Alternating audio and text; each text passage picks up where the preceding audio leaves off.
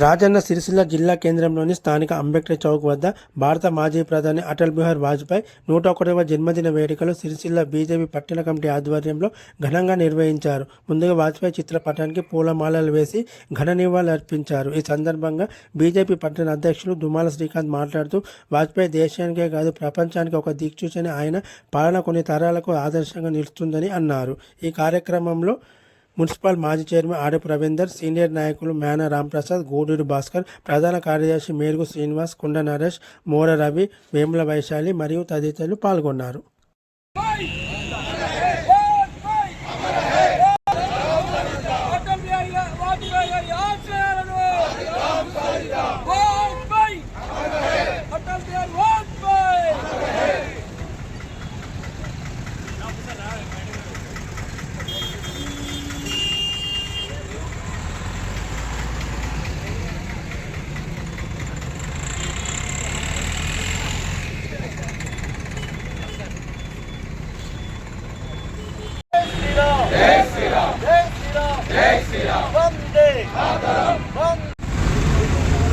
జై బోలో భారత్ మాతా కే మహానేత దేశానికే కాదు ప్రపంచానికి కూడా ఒక దిక్సూచిలాగా నిలిచి కొన్ని తరాలకు ఆదర్శవంతమైనటువంటి పాలనను అందించి మన భారతదేశం గర్వపడేలాగా భారతీయ జనతా పార్టీ నాయకులకు, ఇప్పుడున్నటువంటి మోడీ గారి లాంటి మహానేతలకు ఆదర్శవంతుడు, ఆదర్శప్రాయుడు, భారతదేశంలో పుట్టి మన భారతదేశానికి వన్నె తెచ్చినటువంటి మహానేత అటల్ బిహారీ వాజ్పేయి గారు వారి 101 జయంతిని పురస్కరించుకొని ఈరోజు సిరిసిల్ల పట్టణ కమిటీ ఆధ్వర్యంలో వారికి ఘనమైన నివాళిని అర్పిస్తూ వారి మంచికి మారుపేరు, నీతికి న్యాయానికి మరో పేరైనటువంటి ఆ వాజ్పేయి గారిని స్మరించుకుంటూ ఈరోజు భారతదేశమంతా అన్ని పట్టణాలలో వారి 101 జయంతి ఉత్సవాలను జరుపుకుంటున్నాం. సిరిసిల్ల పట్టణ ప్రజలందరికీ వాజ్పేయి గారి 101 జయంతి శుభాకాంక్షలు తెలియజేసుకుంటూ ఆ మహానీయుడు చూపిన బాటలో మేమందరం ప్రయాణిస్తామని చెప్పేసి సూర్య చంద్రులు ఉన్నంత వరకు వారి సేవలు చిరస్మరణీయం. మన భారతదేశం గర్వించే అటువంటి ఆ మహానేతకు ఘనమైన నివాళులను అర్పిస్తూ జై బోలో భారత్ మాతాకి జై. మన భారతదేశ దివంగత ప్రధాని అటల్ బిహారీ వాజ్పేయి గారి 101 జన్మదిన సందర్భంగా మరి రోజు భారతీయ జనతా పార్టీ ఆధ్వర్యంలో ఒక కార్యక్రమం చేపట్టడం జరిగింది. ఆ మహానీయుని యొక్క జన్మదినాన్ని పురస్కరించుకుని అందరికీ శుభాకాంక్షలు తెలియజేస్తూ, అటల్ బిహారీ వాజ్పేయి గారు 1924 డిసెంబర్ 25 అంటే ఈరోజు మనకు క్రిస్మస్ మనకు తెలుసు. మరి ఆ మహనీయుడు జన్మించినట్టు దినం ఏదైతుందో మనకందరికీ ఆదర్శనీయం.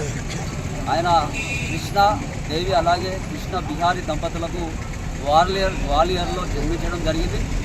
మరి ఆయన విద్యాభ్యాసం పూర్తవుతూ ఆ తర్వాత 1951లో ఏర్పడినటువంటి జనసంఘ్ ఏదైతుందో దానికి అధ్యక్షుడిగా పనిచేసాడు శ్యాంప్రసాద్ ముఖర్జీ గారి ఆధ్వర్యంలో.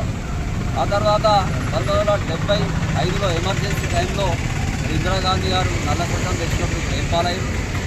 ఆ తర్వాత 1977లో ఏర్పడినటువంటి జనతా పార్టీ అక్కడ లోక్నాయక్ జయప్రకాష్ గారి ఆధ్వర్యంలో దానిలో జనసంఘ్ను విలీనం చేయడం.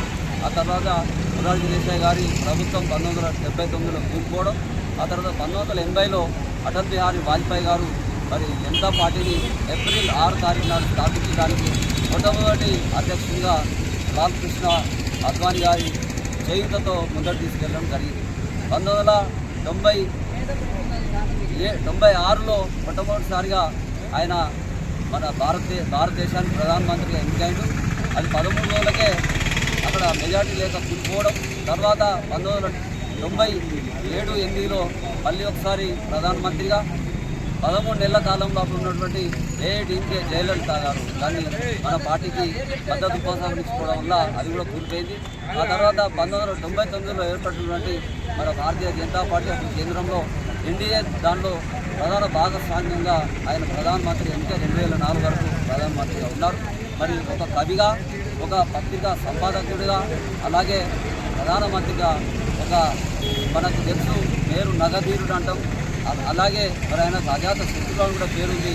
మరి 1900 అప్పుడు ఎవరైతే ఆయన తర్వాత అంటే ప్రధానమంత్రి తర్వాత మరి ప్రణబ్ ముఖర్జీ గారు రాష్ట్రపతి గారు ఉన్నప్పుడు భారతరత్న బిరుదు ఇవ్వడం జరిగింది. ఆ రకంగా ఆయన చేసినటువంటి సేవలు అవుతున్నాయో మొత్తం భారతదేశంలో అందరూ కూడా అందరూ కలిసి మనం ఆచరించే దిశలో ఆయన యొక్క వ్యాఖ్యలు ఉండే. 1984లో భారతీయ జనతా పార్టీ కేవలం 2 సీట్లు గెలుచుకున్నది. హన్మకొండలో 1, గుజరాత్లో 1. అప్పుడు మన బీజేపీ గురించి ఎద్దేవా వేసినప్పుడు ఆయన ఒకటే మాట అన్నాడు, ఆజ్ నై తో కల్ అంధేరా చెలేగా సూరజ్ నిక్లేగా కమల్ ఖులేగా అని చెప్పి. అంతేకాకుండా నిండు పార్లమెంట్లో మన హిందుత్వం భారతీయ తత్వాన్ని చెప్తూ భారత్ ఏక్ భూమి का टुकड़ा नहीं है, ये जीता जगता राष्ट्र पुरुष है और ये अर्पण भूमि है, तर्पण भूमि है और हम ये भारत में बहते हुए ये गंगा हमारे लिए माता है और कंकड़ हमारे लिए शंकर है। तो हम जिएंगे ले इस भारत के लिए और मरेंगे ले इस भारत के लिए। आखिर मरने के बाद गंगा जल में बहते हुए हमारे अस्थियों को ऊपर कान लगाकर सुने तो एक ही आवाज़ आएगा, भारत माता की जय అని చెప్పడం జరిగింది. అతని మానవునికి మళ్ళీ ఒకసారి నివాళులు అర్పిస్తా ఉన్నాం. బోలో భారత్ మాతా की जय.